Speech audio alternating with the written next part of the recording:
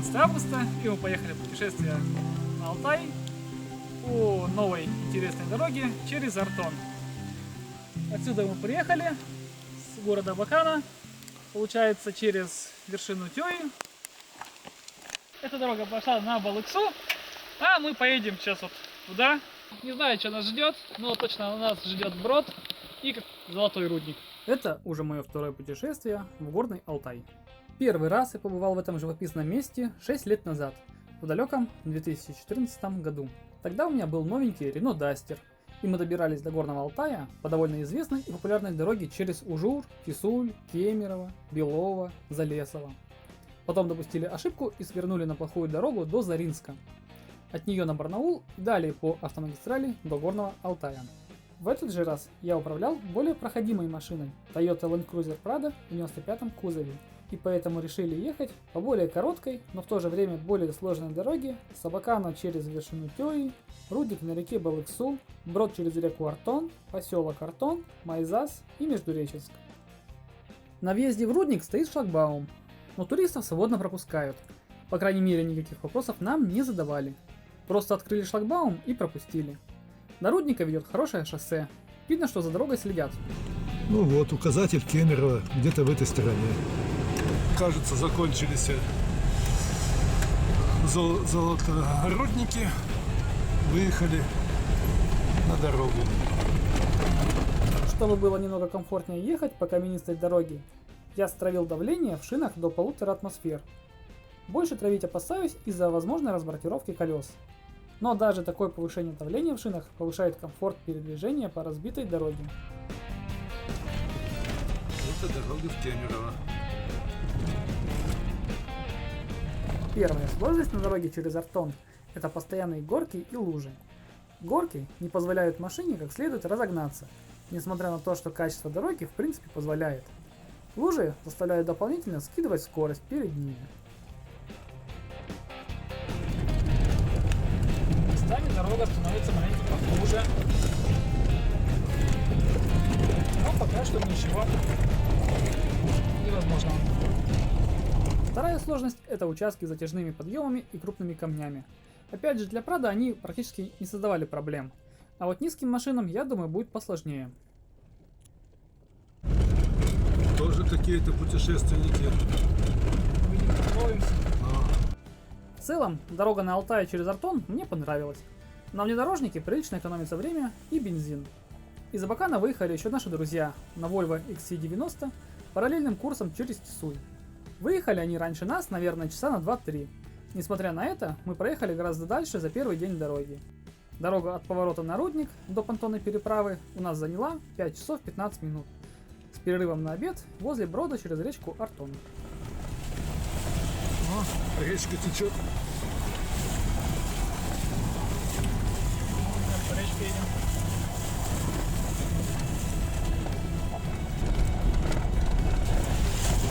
Опять эта речка. Знака это вроде не было. Какого? А, той машины. А, нет.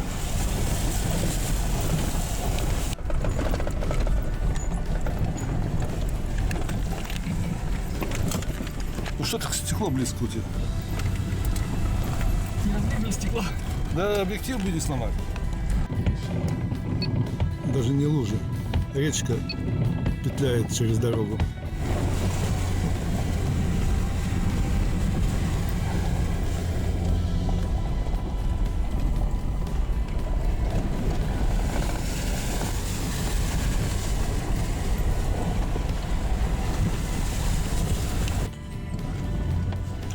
Коричневая лужа и светлая лужа.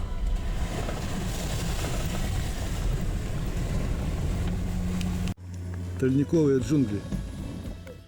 Третья сложность – это брод через реку Артон. Весной он полноводный, не любое авто может его преодолеть. Мы же ехали в начале августа, и глубина его была буквально чуть выше колена.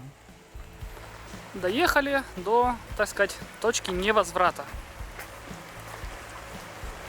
А именно вот такого вот брода через речку. Были опасения, что брод будет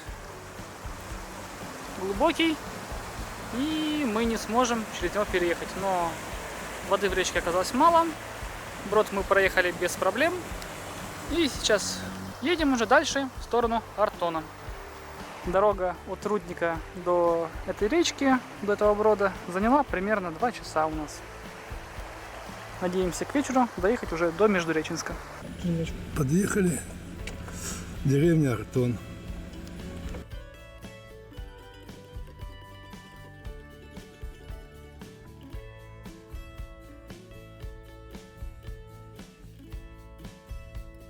Там что-то костюм, что ли? Около моста. Вот мост в село, поселок Артон. 2 речки сливаются, 2 моста имеется. Ну вот, дождались. От Артона дорога пошла гораздо лучше. Даже очень хорошая по сравнению с той, что была. Ехать стало весело. Все замечательно.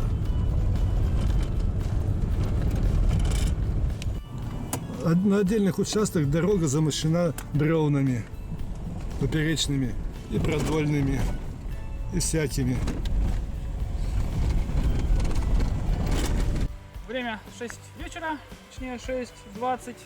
Получается, за 8 часов мы доехали с Абакана до Майзаса. Буквально перед Майзасом за 1,5 километра прокололи левое заднее колесо каким-то образом. На месте рем набором отремонтировали. И сейчас поедем дальше. Докуда доедем, мы не знаем. Заночуем там, где достанет нас ночь. Аварийное видео. Понтонный мост в Майзасе.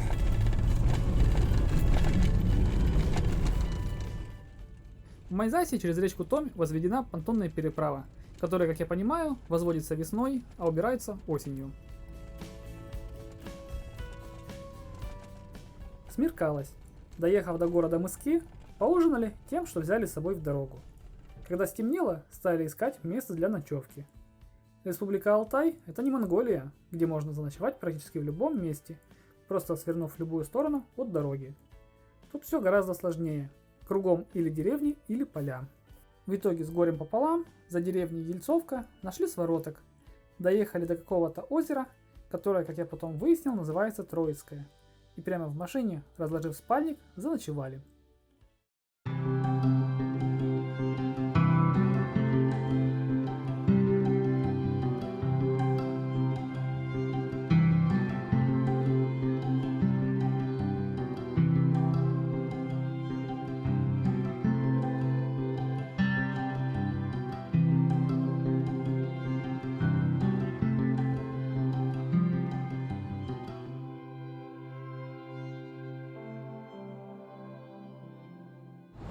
Подходят к концу первые сутки нашего путешествия. Сейчас находимся на пути между Новокузнецком и Бийском. Трасса Новокузнецк-Бийск чисто регионального значения. Нету на ней ни кафушек, ни каких-то стоянок для отдыха. 2 раза пытались съехать в поле и встать на ночевку.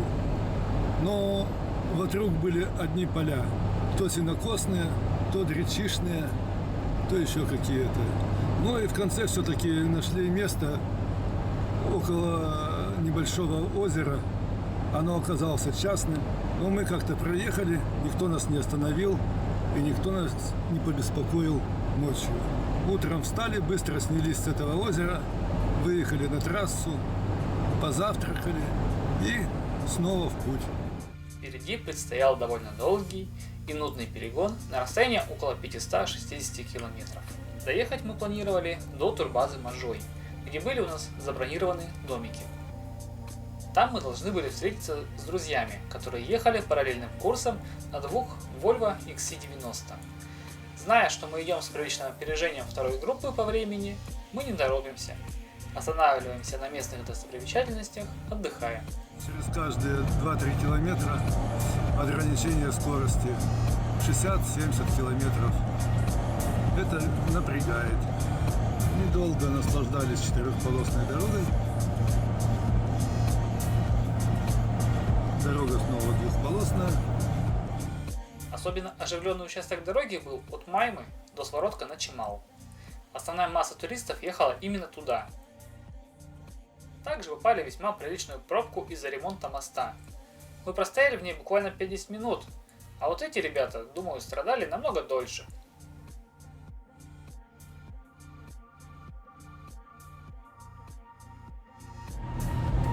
Подъезжаем к мосту через Катунь.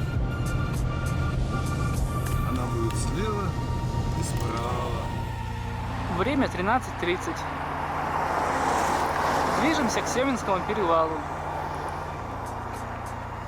Пообедали в кафешке придорожной. И сейчас поедем дальше. Куча народу остановилась на перевале. Точнее, после перевала. То ли грибы собирают, то ли шишки. Мы и сами набрали немножко шишек.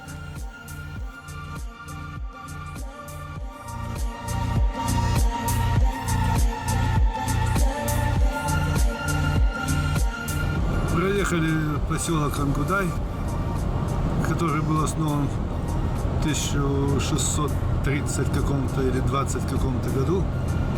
И подъезжаем к перевалу Чикитаман. Довольно-таки интересный перевал. Поднимаемся на перевал Чикитаман. Самый такой живописный перевал. Дорога пробитая сквозь скальные породы. Строителям пришлось переместить более 500 тысяч тонн грунта, взорвать около десятка скал, чтобы расширить и насыпать дорогу. Новая трасса была введена в строй в 1984 году. Высота перевала 1295 метров.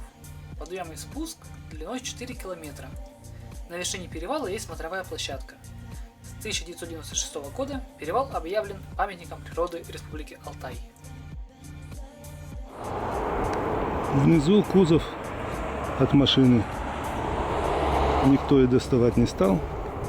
Когда она улетела, туда неизвестно. Перевал Чикитаман. Вид сверху, видимо, на старую дорогу. Спускаемся теперь вниз, в сторону поселка Акташ.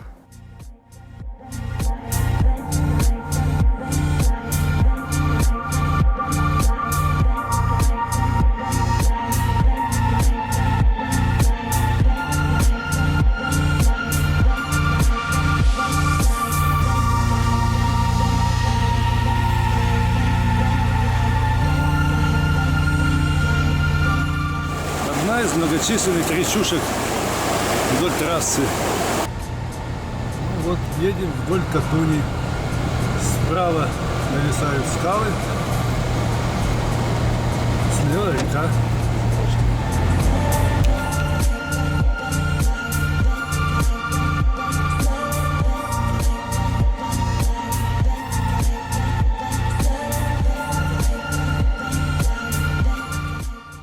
А вот и катуньские речные террасы.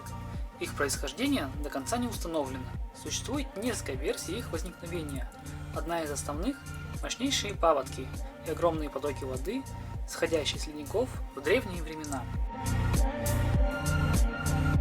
Они несли с собой огромные валуны, камни, глину и песок, в результате чего периодически образовывались огромные озера.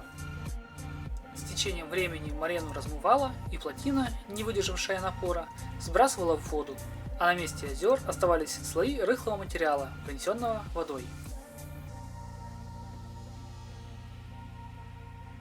И после каждого сброса воды на месте озера образовывались ровные площадки, а река, уже более спокойная, пробивала себе путь дальше.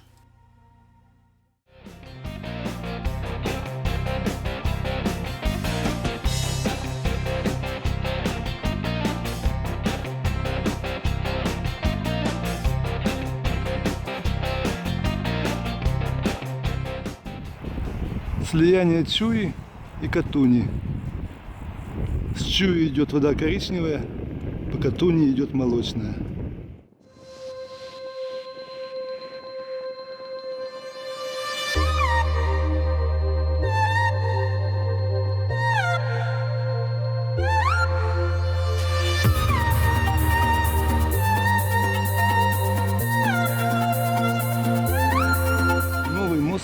через Чую. Поселок Инигень. На 744 километре Чуйского тракта стоит монумент, посвященный мужественным шоферам Чуйского тракта, которые, преодолевая перевалы и бомы, работали в Горном Алтае. Раньше там на груди камней был установлен руль и сваренные части автомобиля. Их установили 7 романтиков. Николай Ковалев с друзьями в честь Кольки Снегирева, героя легендарной песни «Есть по Чуйскому тракту дорога». По легенде, Колька Снегирев разбился, слетев с Чуйского тракта, когда обгонял на машине Амафорд своей любимой девушки. Если подняться в гору по асфальтированной дорожке, то можно увидеть участок старого Чуйского тракта и пройтись по нему. А если вы на джипе, то еще и проехать. Но дорога таит в себе множество опасностей. И встретиться в этот день нам было не суждено. Наши друзья пополнили сводку ГИБДД еще одним ДТП. Но об этом мы узнали только в Акташе. Узнав, что в данной ситуации помочь им никак не можем, останавливаемся на берегу речки Чуй, неподалеку от турбазы Можой, где мы должны были встретиться. На берегу реки Чуя мы разбили лагерь. Проснувшись рано утром, я поехал снимать рассвет в Курайской степи. Это была одна из обязательных локаций, которую я хотел посетить в этом путешествии. А следующий день нас приятно удивил и порадовал. Но об этом я расскажу в следующей серии.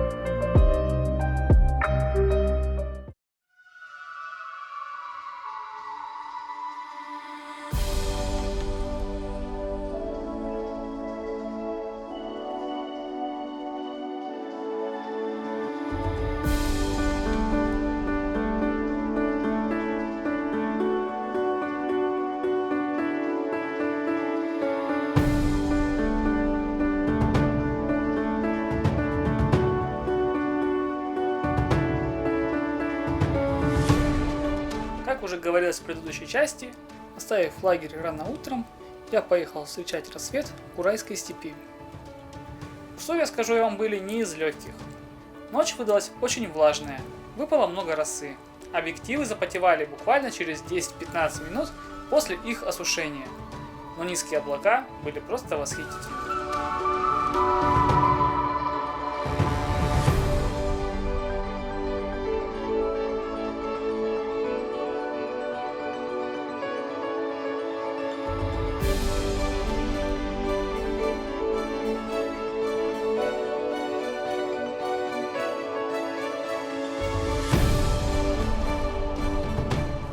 Так как у меня в телефоне была только симка оператора Теле2, сети которого после Горно-Алтайска нету, связи с лагерем, который мы разбили в Можое, у меня не было.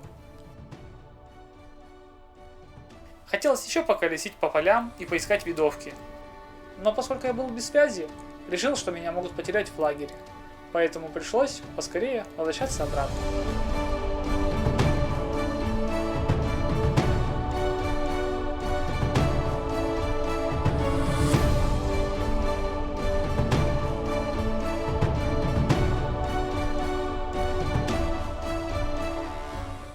По дороге назад попал в туман.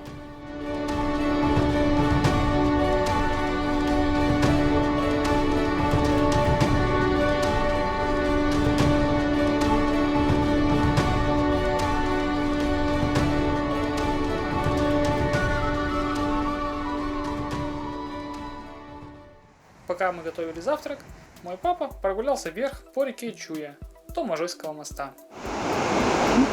Река Можой впадает в Чую. А это река Чуя в районе Можайского моста. Река Чуя.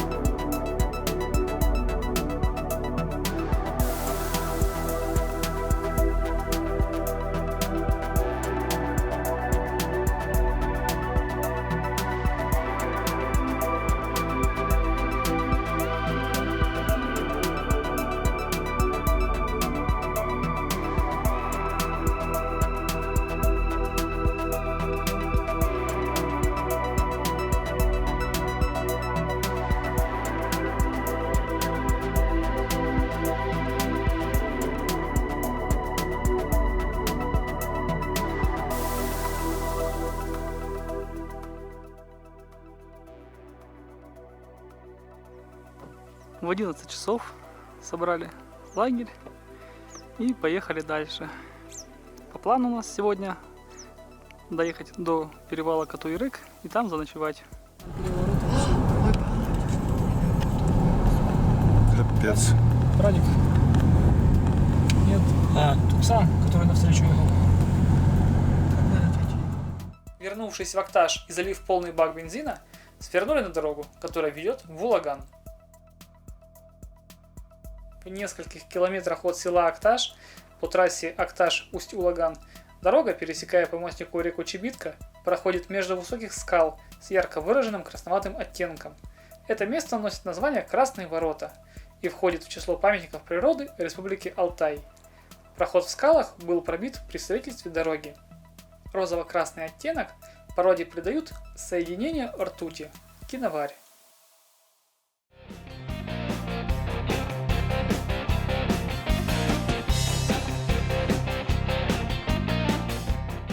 Несколько слов про дорогу до перевала Катуй-Рык. До выезда на плато она была еще неплохая, но стоило подняться на плато и доехать до озера Чебикёль, как дорога превратилась в стерильную доску. Местами встречался асфальт, который, судя по всему, положили еще во времена СССР. Местами он неплохо сохранился, а местами яма на яме.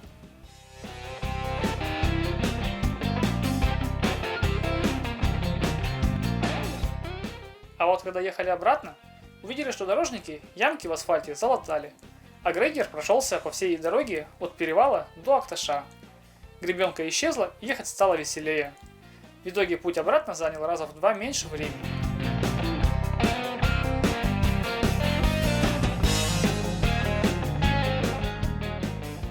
Улаганское Нагорье является сосредоточением огромного количества озер разных размеров, цветов и уровня доступности. Наиболее известное из них – это озеро Чойбиккёль, вытянутое озеро. Более известное среди туристов как Мертвое озеро, и оно же наиболее доступное. Въезжаем в Улаган.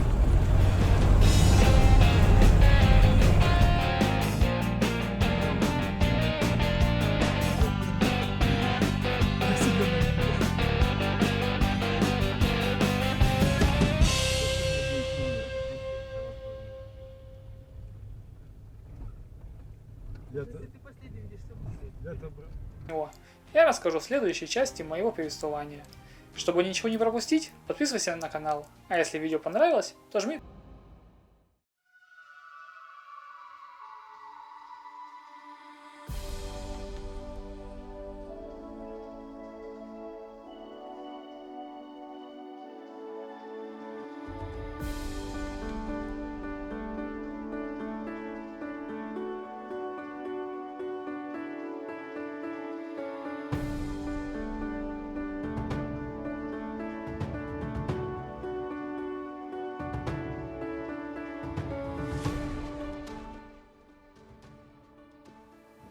Утро на перевале Катуй-Рык.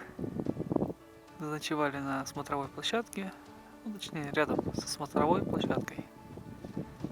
Грузим машину и едем на спуск с перевала. Катуй-Рык – это перевал в Алтайских горах на территории Улаганского района Республики Алтай. Представляет собой крутой спуск в долину реки Чулышман. Проложен он в склоне горы. Легко проходим для полноприводных машин. Переднеприводные относительно спокойно могут проехать только в одну сторону – вниз. Подняться зачастую они самостоятельно не могут, поэтому стоит адекватно оценивать свои силы. Лагерь кемперов. Умеют люди отдыхать красиво, с комфортом. Начали спуск с перевала Катуй-Рык. До 1989 года автомобильной дороги, спускающейся в долину реки Чулышман, не было. Жители окрестных деревень пользовались крутой конной тропой или же водным путем через Телецкое озеро. Пользуясь всеми преимуществами внедорожника, а именно включив пониженный ряд в раздаточной коробке, переключив селектор АКПП в положение 2, я начал спуск с перевала. Включенная пониженная передача позволяет крайне эффективно использовать торможение двигателем. Когда машина начинала набирать скорость, я просто включал первую передачу, переключив селектор в положение L. Таким образом, мне практически не приходилось нажимать педаль тормоза во время спуска с перевала. А вот на кроссоверах или седанах, которые не могут эффективно тормозить двигателем, нужно быть крайне внимательным и осторожным, чтобы не перегреть тормоза, иначе спуск может закончиться плачевно. Вообще, после подъема на перевал, ведущий к видам на Цасту в Монголии, меня Катуй-Рык не напугал. К тому же, видя, как по нему ездят седаны, чего можно бояться на Прадо? Но в отличие от монгольских перевалов, движение здесь куда более оживленное. Главные опасения были насчет наличия мест для пропуска встречных машин.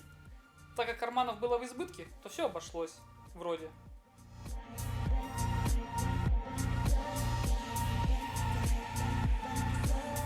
Возможно, раньше он был более сложный.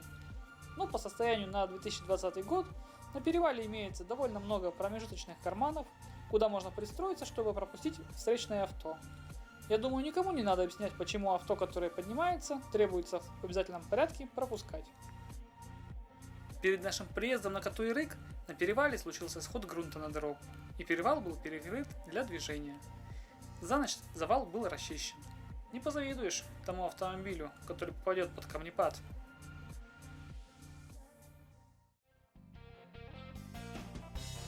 Долго ли, коротко ли, пропуская встречное авто, мы спустились с перевала и поехали по дороге, которая проложена рядом с рекой Чулышман, в сторону следующей цели нашего путешествия – урочище Аккурум с каменными грибами. Дорога вдоль Чулышмана. А иногда бывает так, что падают огромные валуны, как этот. Глядя на размеры этого валуна, понимаешь, насколько мелок человек в этом мире, и насколько он может быть беспомощен перед стихией.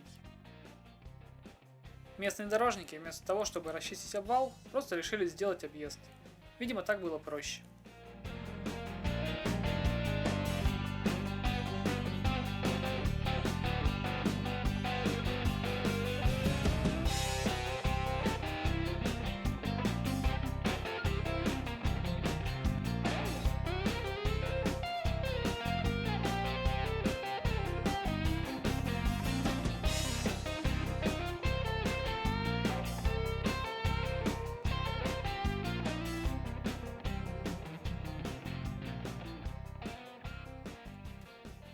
По пути останавливаемся передохнуть и гуляем до небольшого водопада, который видит с трассы.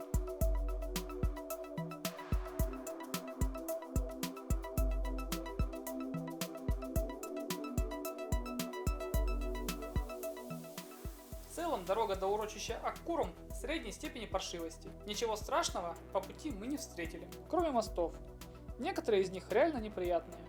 Видно, что за ними особо не следят. Некоторые доски прогнили, образовались дыры, но проехать можно, если осторожно. Выехали мы где-то в 9 часов утра с вершины перевала Катуй-Рык, и в 12 уже приехали на ближайшую каменным грибам турбазу. Вообще в планах у нас было сходить на грибы и водопад Учар. Так как поход на Учар занимает практически весь световой день, то чтобы не терять время, покупаем билеты на паром и, пообедав, идем смотреть на каменные грибы. За переправу мы отдали 500 рублей в обе стороны.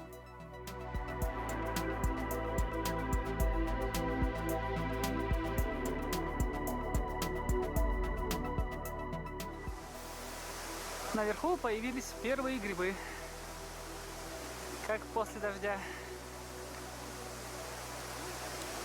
Вон они виднеются. Вот к ним мы и идем. Также еще другие люди идут. А внизу под нами, извиваясь по ущелью, течет, бежит река Чулышман.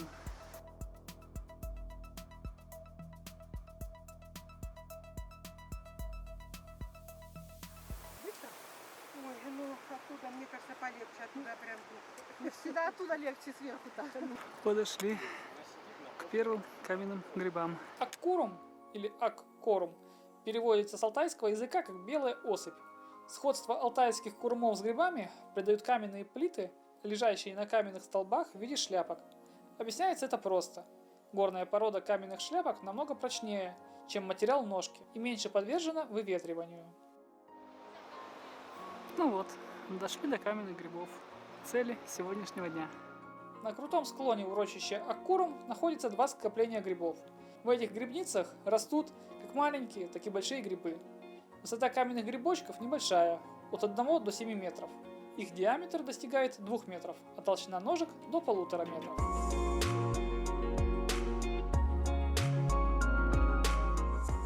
Тропинка ведет куда-то там вдаль. Курумы и грибы и сейчас постоянно меняются. Одни из них продолжают расти, а другие со временем разрушаются. Полянка с грибами через несколько лет может предстать в совершенно ином виде, а спустя какое-то количество времени вполне возможно и вовсе исчезнет. Современные ученые выдвигают предположение, что произойдет это совсем скоро, через каких-то 30-50 лет. Вид на долину реки Чулышман. В 2003 году, после подземных толчков, в очередной раз слетели шляпки с некоторых из них. Все выше и выше и выше поднимаюсь. Пожалуй, до туда дойду и все. И хватит на сегодня.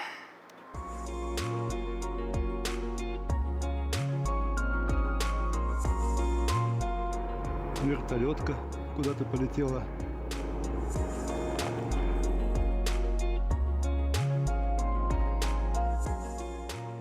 И маленькие каменные грибочки.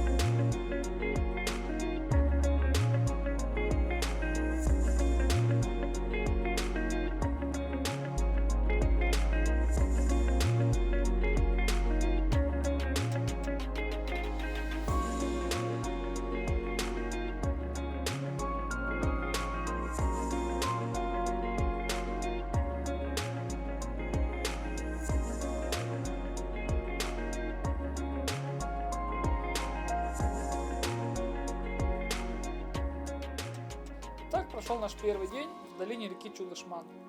В следующем видео я расскажу о походе к крупнейшему водопаду в республике Алтай и поездке к южному берегу Терецкого озера.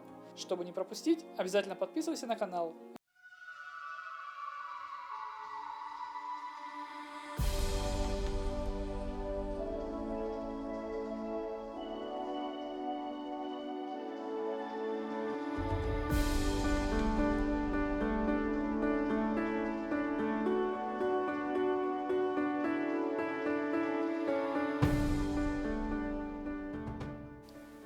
И вот наступил 5-й день нашего путешествия. К счастью, к утру дождь, который шел всю ночь, прекратился. Сегодня мы решили разделиться. Одна часть коллектива пошла смотреть на водопад Учар, а другая поехала смотреть южный берег Терецкого озера.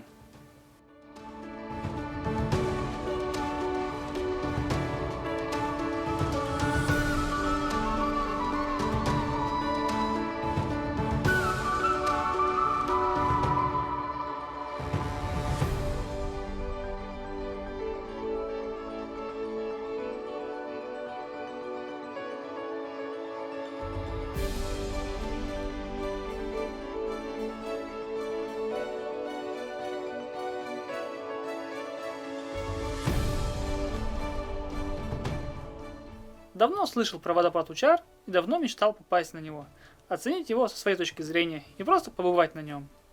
Чтобы попасть на этот водопад, нужно переправиться через реку Чулышман, и только в одном месте, у одного именно лодочника. Если переправишься, например, у Грибов, то тебя с высокой долей вероятности не пропустят по своей арендованной земле жители-алтайцы. Ну и вот, дождавшись, когда лодочник настроит мотор на лодке, мы переплыли. Нет, мы попытались переплыть реку, и это получилось с трудом. Мотор на лодке не развивал обороты. Клох. Лодку крутило и сносило довольно-таки быстрым течением. В конце концов, реку все-таки преодолели, а лодочник получил имя Харон. Тропа на водопад несложная. Есть участки с натянутыми перилами и вбитыми в скалу скобами, что маленько придает адреналина людям, которые не знакомы со скалами. Идти до водопада часа 3-4. Тропа идет вдоль реки Чульче. Бурная, с многочисленными порогами разной категории сложности. И очень интересно для сплава опытных водников. Небольшие водопады появляются то справа, то слева.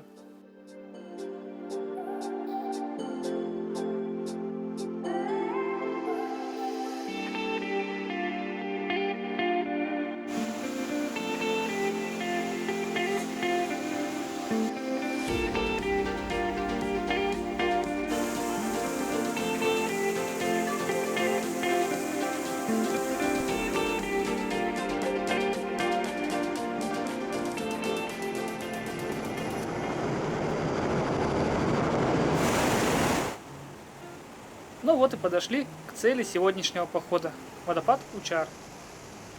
Зрелище, конечно, грандиозное. Никакая фотография не может передать ощущения, которые испытываешь, находясь возле водопада. Тысячи тонн воды устремляются сверху, через каменные завалы, разбиваясь на множество самостоятельных водопадов. Все кипит, вспенивается, облака водяного тумана и пыли вокруг. И все это бесконечно изо дня в день, из года в год.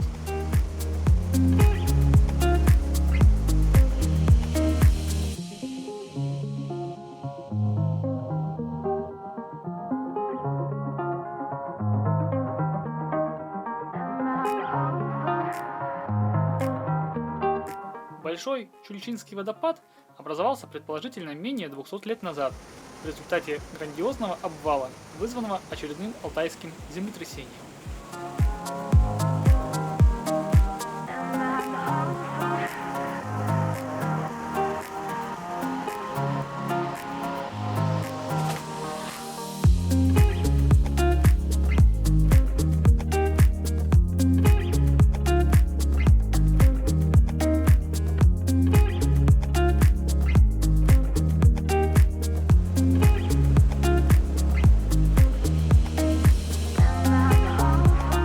Побывав час-полтора у водопада, пошли в обратный путь.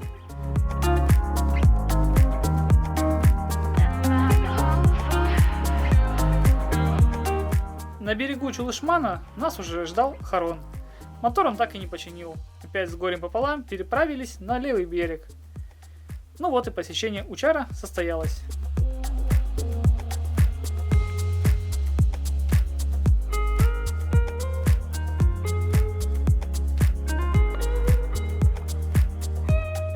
Дорога до южного берега Телецкого озера в целом не преподнесла никаких сюрпризов. Мы на одном дыхании доехали от места нашей ночевки до места, где Чулышман впадает в Телецкое озеро.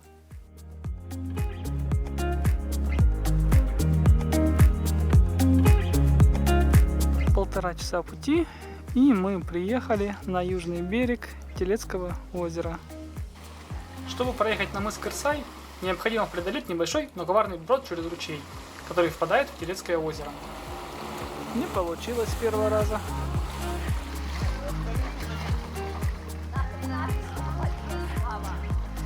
Нашли приключения. Я не хотел рисковать. Оставил машину неподалеку и пошел дальше пешком. Водитель Mitsubishi Outlander неверно выбрал траекторию и закопался. Там глубоко, скорее всего. Вон там, проходи, где машина буксует. Песок бывает очень коварным. Этой весной я об этом узнал на своем опыте. Всем привет! Длинного троса у них с собой не было, поэтому я им предложил свою динамическую стропу, с помощью которой они практически без проблем вытащили ауто из песчаного плена. С рывком! Слава, готов? Готов? Готов?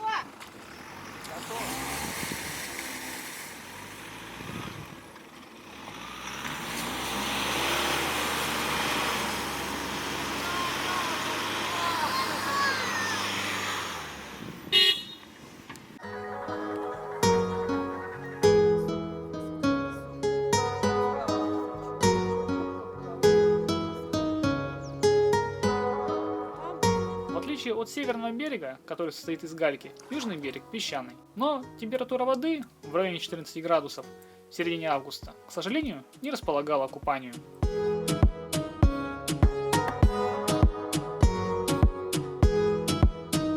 На косе Кырсай очень много отдыхающих. Палатки стоят буквально в 2-3 метрах от дороги. Планов ночевать в этом месте у нас не было.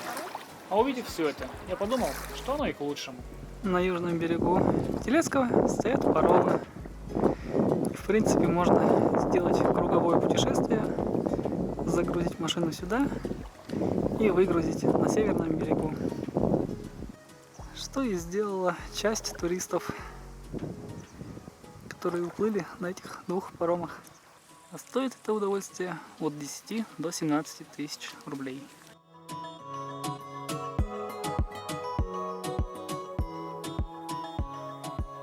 Утолив жажду познания видами южного берега Терецкого озера, а голод в ближайшем кафе, мы поехали обратно в лагерь.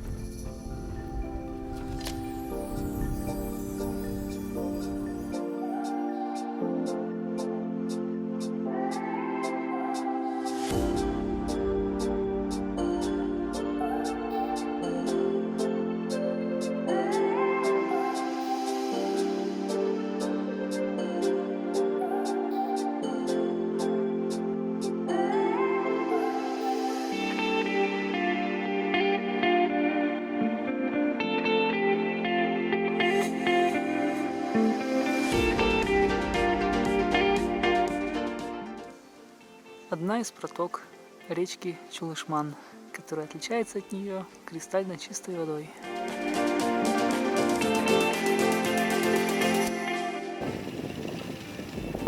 Секрет гладких алтайских лугов. Вот так вот вручную косят. А мы едем дальше. Возвращаемся с Терецкого озера, с его южного берега к нашей стоянке на турбазе возле каменных грибов. Начинается дождик снова.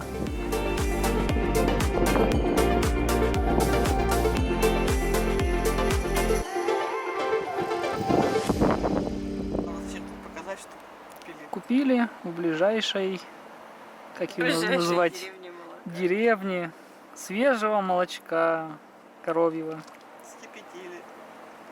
По факту оказалось не совсем свежее. Вот так вот. А куда будем выливать-то? Я не поняла. В чем будем выливать? Так вот покупать у местных Летом. продукты местного производства. Так прошел еще один день в долине реки Чулышман. А на следующий день нас ждала очень приятная и радостная новость. А также незабываемая ночная фотосессия снежников Северно-Чуйского хребта на фоне бесконечно глубокого алтайского звездного неба. Но об этом я расскажу в следующей серии. Чтобы не пропустить, подписывайся на канал и жми на колокольчик, чтобы не пропустить уведомления. Если видео понравилось, ставь лайк. До новых встреч!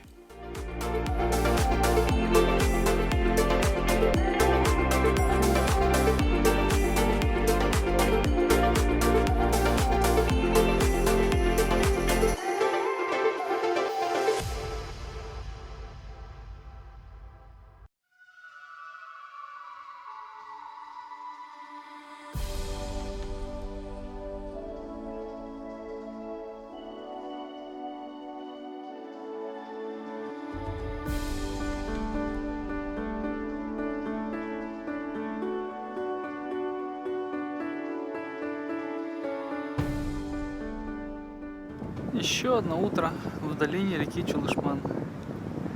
Собираем лагерь. Сегодня мы собираемся выезжать отсюда.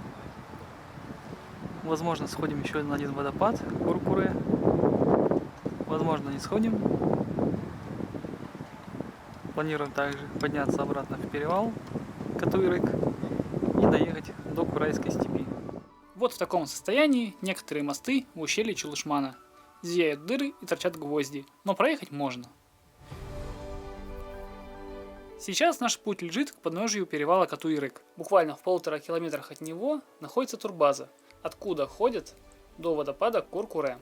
Чтобы доехать до нее, после спуска с перевала Катуй-Рык нужно повернуть направо и ехать, пока не упрешься в тупик. Так как водопад находится на противоположном берегу реки Чулышман, мы берем билеты на лодку за 500 рублей и переправляемся на тот берег. Тропа до водопада хорошо натоптана, и пройти по ней сможет даже ребенок. Идти до водопада примерно 3-4 километра. С нашим темпом ходьбы мы дошли до него примерно за 30-40 минут. Вот оттуда мы идем, а потом будем подниматься вот в этот перевал. Катуй-Рык называется.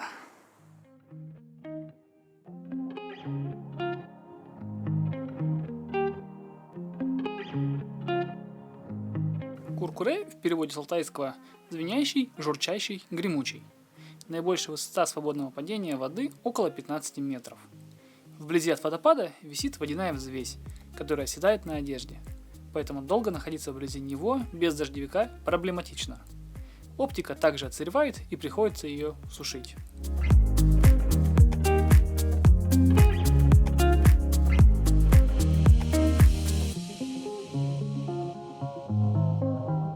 Перевал Катуй-Рык. Вид от водопада Кур-Куре. Посетив водопад, мы двинулись дальше в путь. Экологически чистый вид транспорта. Удивила конструкция переправы. Над рекой натянут стальной трос, по которому на ролике скользит второй трос, который крепится к тому или иному борту лодки.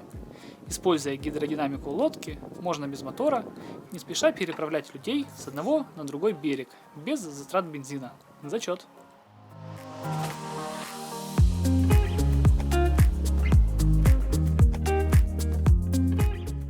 Впереди предстояло еще одно испытание как для пассажиров, так и для автомобиля. Подъем в перевал Катуй-Рык. Вновь включив пониженную, я начал подъем. Если при спуске с перевала можно перегреть тормоза, то при подъеме на него есть риск перегреть коробку передач либо двигатель, особенно если система охлаждения в неудовлетворительном состоянии.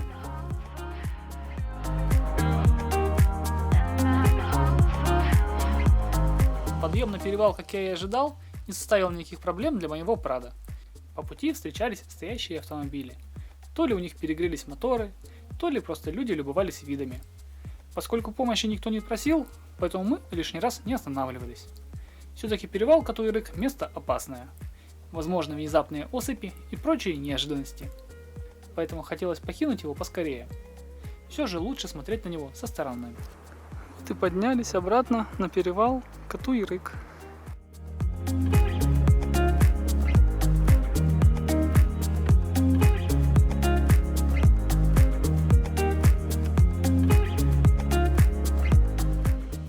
После подъема на перевал остановились на обеденный перерыв на одной из видовок.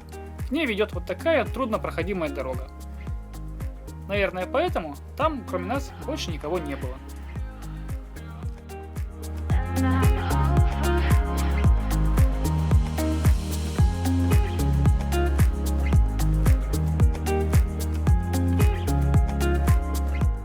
Порой завидую людям, которые могут останавливаться по пути и осмотреть какие-нибудь достопримечательности или зайти в музей. Как, например, Вячеслав из Перми. Как позже оказалось, мы были соседями, когда стояли лагерем на перевале Катуй-Рык 2 ночи назад, а познакомились только на просторах соцсети drive2.ru. Ссылка на его фотоотчет будет в описании к видео. В отличие от него, мы как ошпаренные неслись от перевала до Акташа, где пополнили запасы бензина и продуктов. Хотя нет, вру. Мы все же остановились на видовке на вершине перевала Катуй-Рык на обед.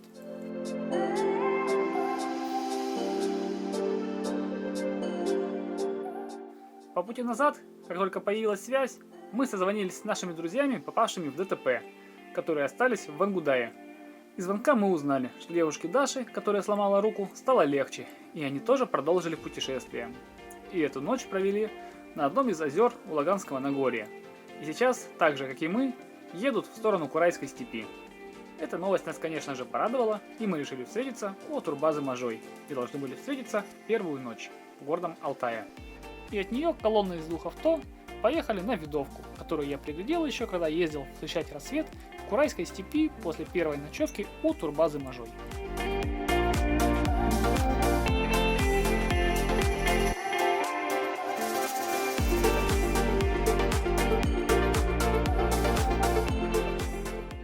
Северо-Чуйский хребет. Первый раз я его увидел 6 лет назад, когда побывал впервые в горном Алтае. И мечтал сюда вернуться, чтобы увидеть его при свете звезд. Спасибо духам Алтая. С погодой мне этой ночью повезло, и получилось осуществить задуманное.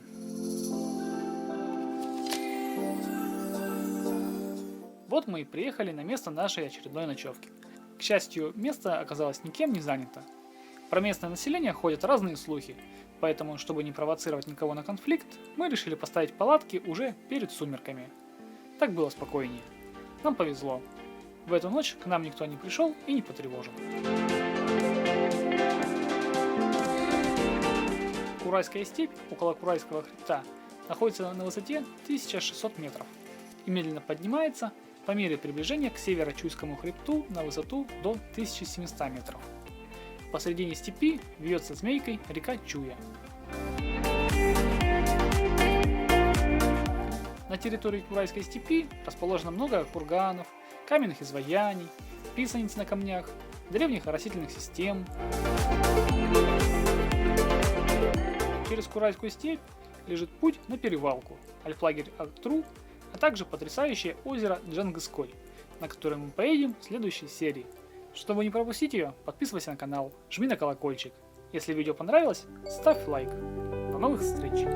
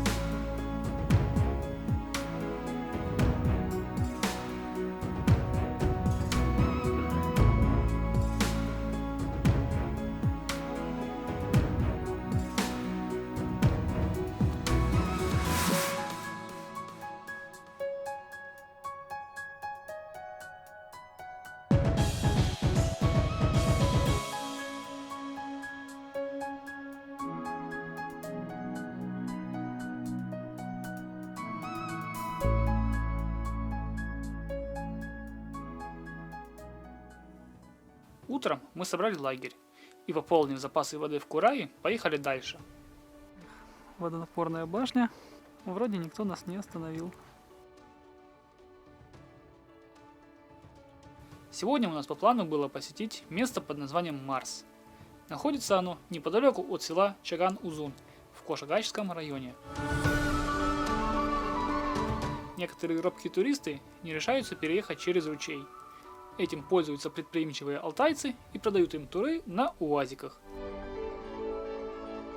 Хотя в принципе проблем доехать до видовки на Марс-2 никаких.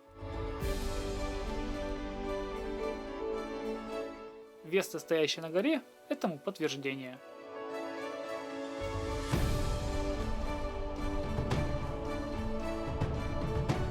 Здесь мы немного разделились. Я с Дашей и Виталий поехали смотреть на Марс-2 с высоты, а все остальные пошли пешком смотреть Марс-1. Место безусловно красивое и заслуживает внимания, но не более того. Меня как человека, избалованного Монголией, сложно уже чем-то удивить, хотя в этом больше виноваты толпы туристов. Эх, куда же без них на Алтае?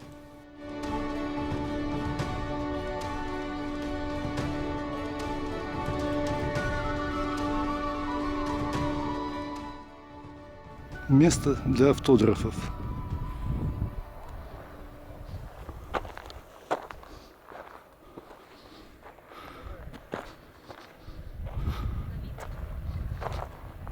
Наши земляки оставили надпись. Горы как будто окрашены в разные оттенки красного, желтого и зеленого цвета. Цветовая гамма обуславливается оксидами железа, которые придают скалам красный цвет, примеси хрома – желтый, а примеси марганца – розовые и сиреневые цвета.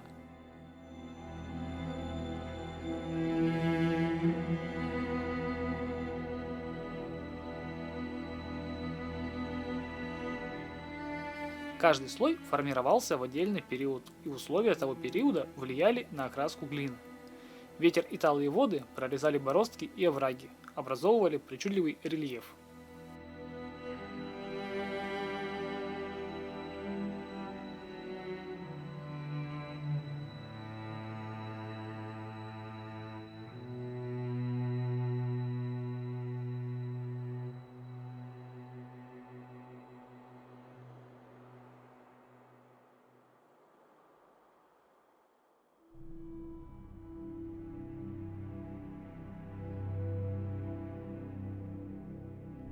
Налюбовавшись Марсом, наши пути разошлись. Экипажу Вольвы предстояло решить проблему с логистикой второй разбитой Вольвы, которая находилась в Ангудае, да и сломанная рука давала о себе знать. Поэтому экипаж Вольвы поехал в Ангудай, а мы к следующей цели нашего путешествия – озеру Джангысколь. Путь наш лежит через Курайскую степь. Пересекаем реку Чую через мост и едем в сторону Перевалки, откуда в свою очередь туристы добираются до альплагеря Актрум. Мост через реку Чуя в плачевном состоянии. Видно, что особо за ним не следят. До сегодняшнего дня нам в принципе не нужны были внедорожные возможности Прада. Но ездить там, где любой может проехать на девяточке, не для меня. Иначе зачем покупать внедорожник? Леша меряет брод. А вот и первое внедорожное приключение. Ручей разлился, вода мутная и дна не видно. Не зря я взял болотные сапоги, одеваю их и иду щупать дно. Нахожу хорошую траекторию и преодолеваю первое препятствие, немного буксанув в травке.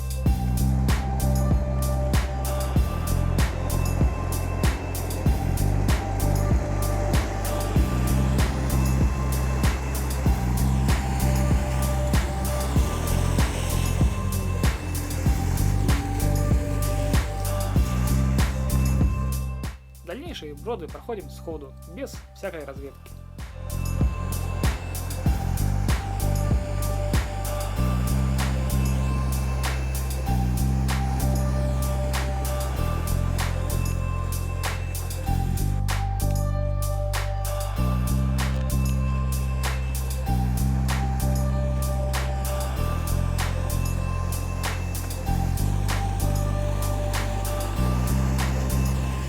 Погода портится, и начинаются сомнения, а стоит ли ехать, может лучше развернуться? Но, к счастью, мы не струхнули, не повернули и поехали дальше. По пути встретили компанию на микроавтобусе, которые ехали в ту же сторону. Предложили поехать вместе, так спокойнее преодолевать серьезные броды через речку Актру. Хоть они и не сильно глубокие для Прадо, но из-за молочного цвета воды не видно дна и есть риск налететь на большой валун. А сильное течение усложняет разведку дна, но, к счастью, все обошлось. Вот так-то нормально.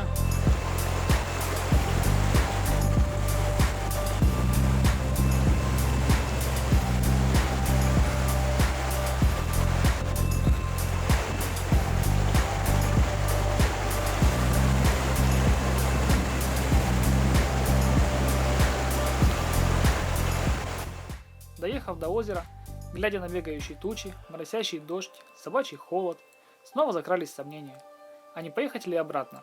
Чтобы обдумать, останавливаемся на обед, кипятим чай на газовой горелке. Я в это время успеваю снять несколько таймлапсов.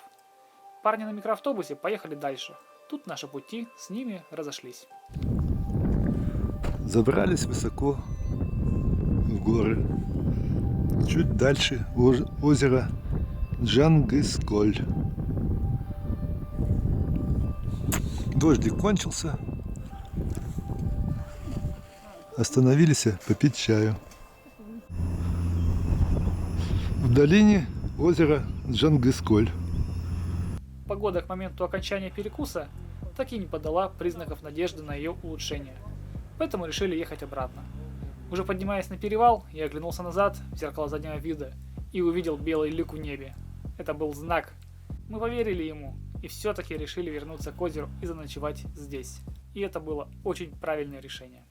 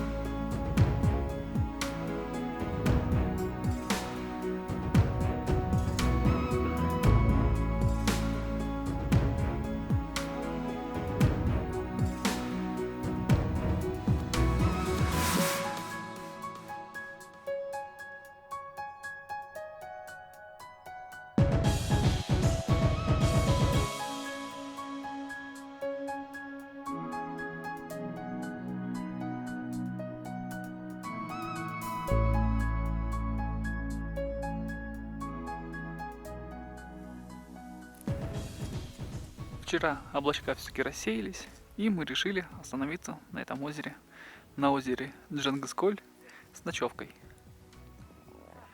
К сожалению, ночью было облачно, шел небольшой дождь, или просто с этой облачности до нас капало. Но ночью звезд видно не было, к сожалению. Но что поделать, погода вещь такая непредсказуемая. А рядом с нами ночевала еще одна компания. Готовимся завтракать, и сегодня мы уезжаем отсюда. Почти собрались. Собираемся в обратную дорогу.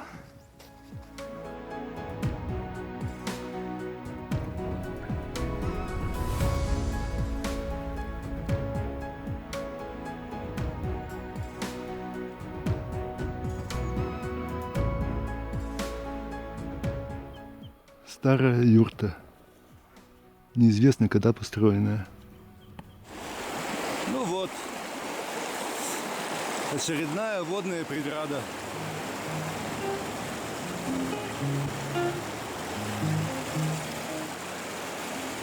С нами еще едет маленькая машинка. Сузучка. Обратно по уже известной дороге было ехать намного спокойнее и проще. До Курайской степи мы ехали не одни. К нам присоединились наши соседи на Сузуки Джимни. Один ручей.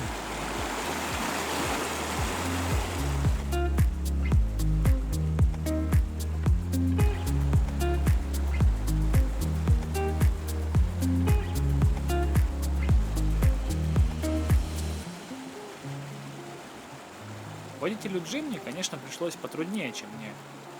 Машина хоть и проходимая, но воздухозаборник у нее все же находится ниже, чем на Прадо.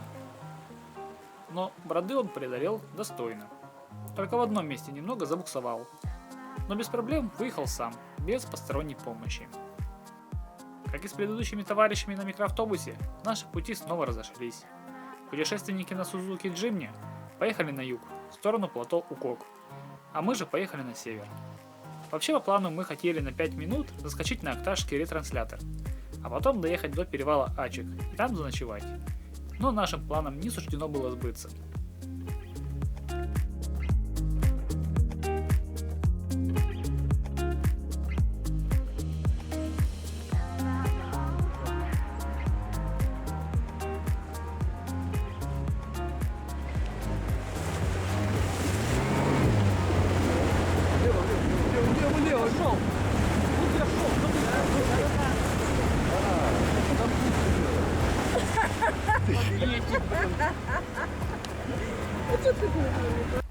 Ну и вот, преодолели мы все броды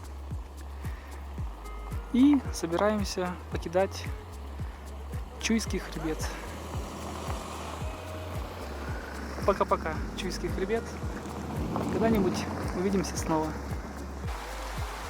Набираем воду у источника святого с серебряной водой целительной.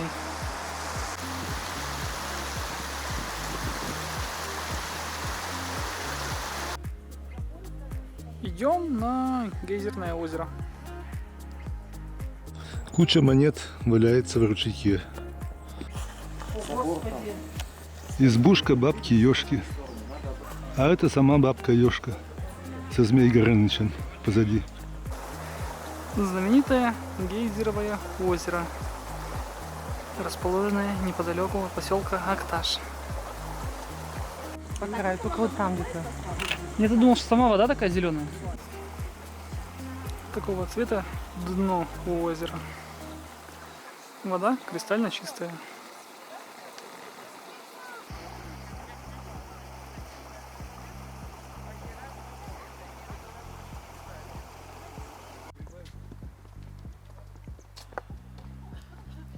Движуха на озеро.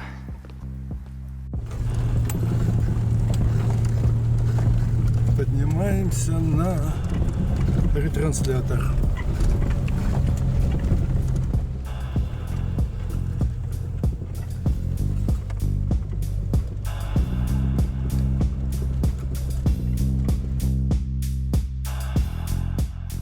Доехав до Акташа и пополнив запасы бензина и продуктов, мы поехали на ретранслятор. Что можно сказать про дорогу? Она сложная. Реально сложная.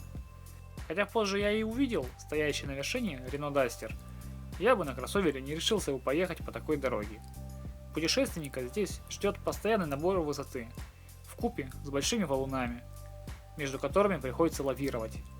Дорожный просвет Прадо позволяет относительно без проблем это делать, а вот более низким машинам придется несладко.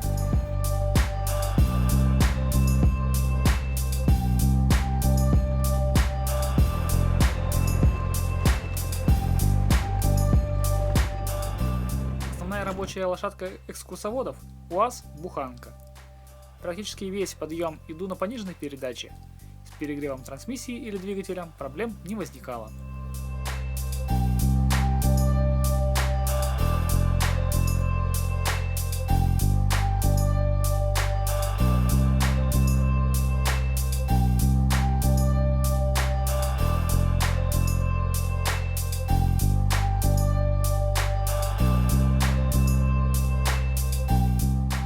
Поднявшись на саму вершину, нас ждало большое разочарование. Погода испортилась, налетел ветер, дождь, видимости не было. Делать было нечего, и мы начали спуск обратно. Успел только заснять несколько таймлапсов по дороге на вершину.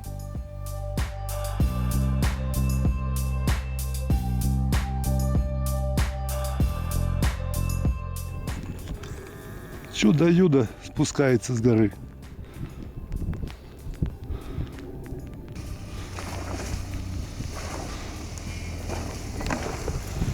Вход в шахту Акташинского рудника.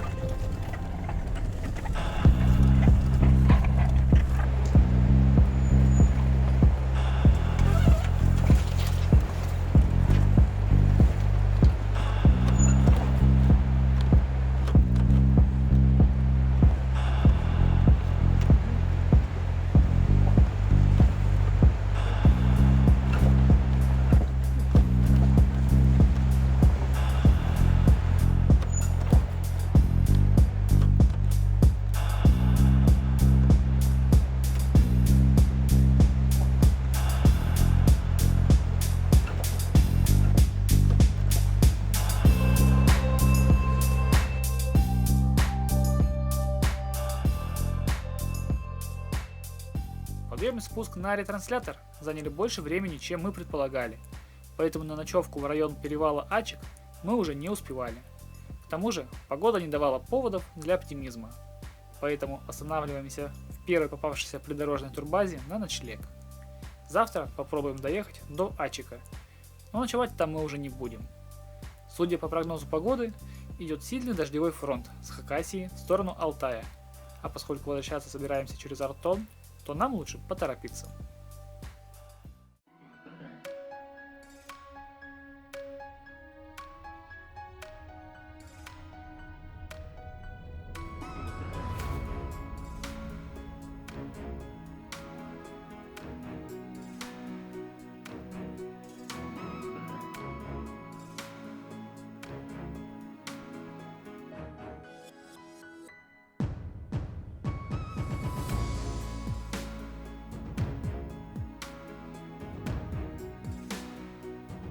Последний день в Горном Алтае.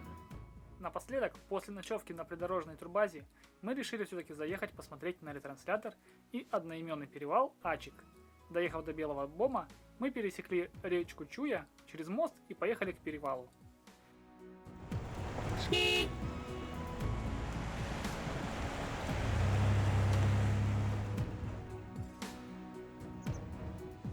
Из толщи осадочных пород торчат камни, которые, видимо, много тысяч лет назад принесла речка Чуя.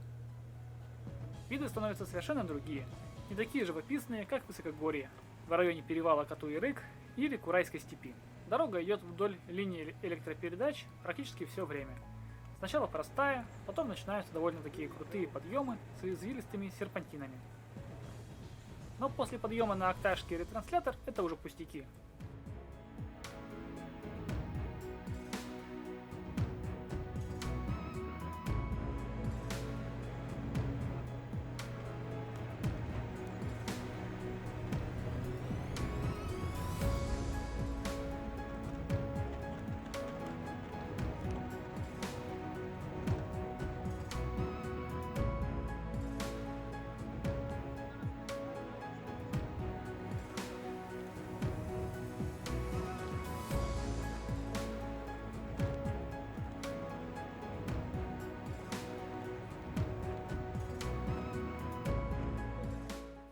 А вот и сам ретранслятор.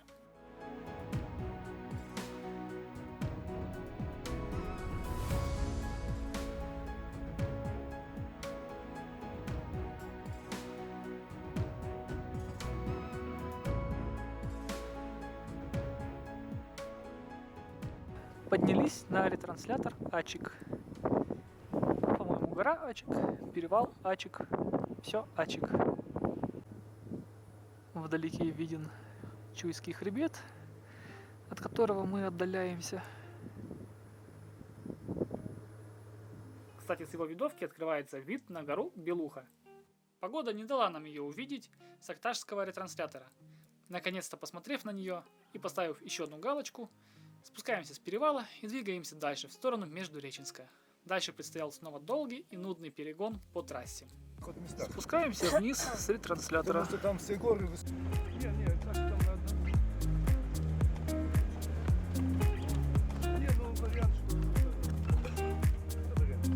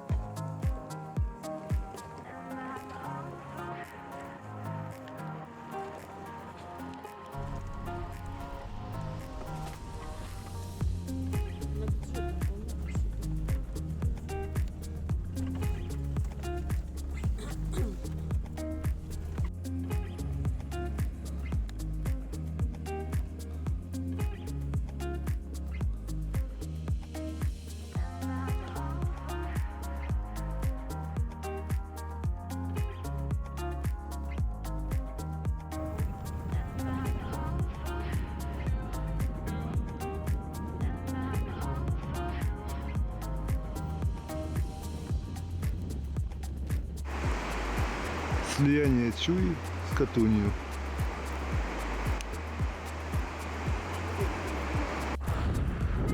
Обед на берегу Катуни.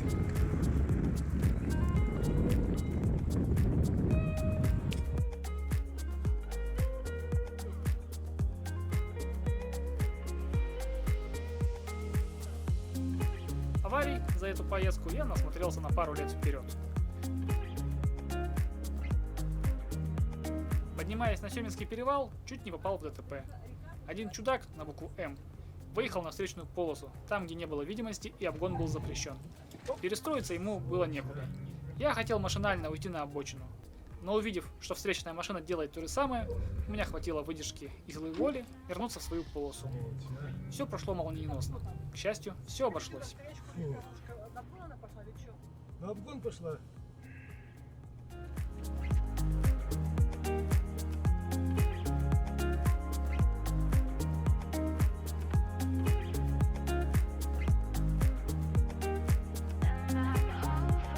К вечеру мы доехали до Маймы и заночевали в гостинице.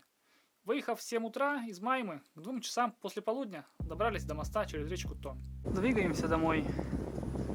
Понтонный мост через речку Томь в районе поселка Майзас. Асфальт закончился. Дальше нас ждет интересная дорога по бездорожью. Впереди предстоял длинный участок таежной дороги через Артон.